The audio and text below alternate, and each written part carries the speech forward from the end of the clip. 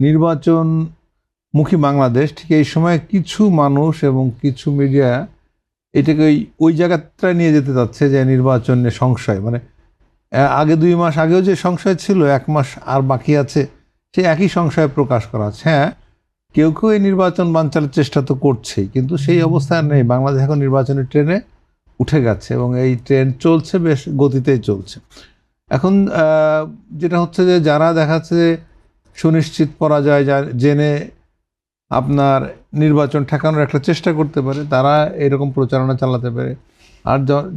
আর একটা অংশ আছে যারা নির্বাচনে অংশগ্রহণ করতে পারছে না, 5ই আগস্টের ঘটনায় যারা পালিয়ে গেছে বা যারা দোষর, তারাও নির্বাচন না হোক, একটা দেশে অস্থিরতা বজায় থাকুক এটা চাচ্ছে, তারাও তাদের প্রচারণায় এই বিষয়গুলো আসছে। এবং এই ক্ষেত্রে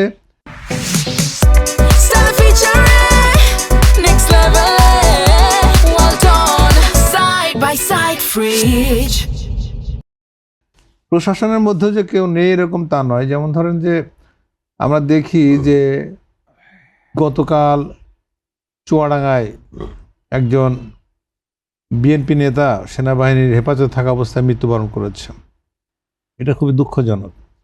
আবার দেখেছি যে জামাত নেতা গত পরশুদিন বা গতকাল জামাত নেতা একজন খুন হয়েছেন।